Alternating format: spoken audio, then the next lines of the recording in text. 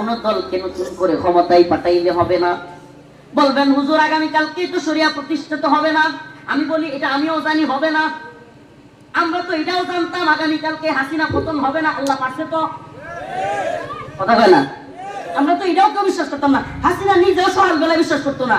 আমার বলেন লাগবে একটু আগে একটু পরে 40 মিনিটের এই তাহলে কি রান্না করা খাবার তুই বাধ্য রান্না করা খাবার তুই গণভবন থেকে ভালো লাগছে খাইতেছে না। সুবহানাল্লাহ। তাইলে আল্লাহ কোনটা পারবে কোনটা পারবে না এটা আল্লাহর কাজ। সুবহানাল্লাহ। আল্লাহ পাক পারবে না এমন কোন জিনিস পৃথিবীতে আছে? তাহলে আমার চিন্তা করার কাম আছে। আমার কাজ কি, আপনার কাজ কি? আমার কাজ আপনার কাজ মানুষকে কোরআনের দিকে, নামাজের দিকে, দ্বীনের দিকে ফিরিয়ে দেওয়া। আস্তে আস্তে সমাজে যখন নামাজি বেড়ে যাবে, আস্তে আস্তে সমাজে যখন শরিয়ার প্রয়োজনীয়তা মানুষ বুঝতে থাকবে, এই গণতন্ত্রের নেতারা এমনিতে কিছু ঘটবে, সকলেই বুঝবে দেশে কোরআন সুন্নাহ অনুযায়ী রাষ্ট্র ব্যবস্থা দরকার। এরপরে কিছু গণতন্ত্রের পূজারী আমগোর লগে ফাইট করতে আইব, সবাই মিললে লাথি মারলাম, এটি কাল্লা গাঙ্গ করে দেবো।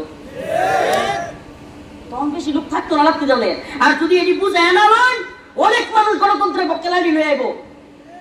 আমরা যদি এটি বুঝাবো, অল্প লোক আইব নাস্তিক মুরতাদ, আর সাথে আমরা আইব যে গণতন্ত্র প্রতিষ্ঠা করা লাগবো কেন? গণতন্ত্র থাকলে চুরি করতে পারবো। গণতন্ত্র প্রতিষ্ঠা করা লাগবো কেন? গণতন্ত্রের নামে মহিলারা দেহন যাবো, মহিলারা পর্দা করতো না, বাইরে যাইবো, ভোট দিতে যাইবো, মহিলারাও নির্বাচনে দাঁড়াইবো। ওরে বাপরে, মেম্বার নি দাঁড়াইছে, চেয়ারম্যান দাঁড়াইছে, মাইয়া একটা মহিলা সুন্দর, ওরে তার কর্মীর অভাব নাই। কর্মীর অভাব থাকবো কেমনে? রাত্রে ওয়ার্ক করে সময় মজা নেই, ওয়ার্ক করলে মজা লাগে, খায়সাত পূর্ণ হয়। সমাজের মধ্যে একটা জটিলতা। অথচ যাকাত ভিত্তিক এবং যদি যৌন চাহিদাগুলো বিবাহের মাধ্যমে পূরণ করা হইতো, এই সমাজে অনেক যুবক হায়রে কান্না করে প্রাপ্তবয়স্ক হয়ে গেছে, বিয়ে করতে পারতেছে না। প্রাপ্তবয়স্ক অনেক আমাদের বোনেরা বিয়ে হচ্ছে না। আমি তো বলি কেন বিয়ে হবে না? এই 2 লক্ষ 3 লক্ষ টাকা, 10 লক্ষ 12 লক্ষ টাকা কাবিনের এই সিস্টেম করতে গেছেন। বলেন আমার কোথা থেকে আনছেন আপনি?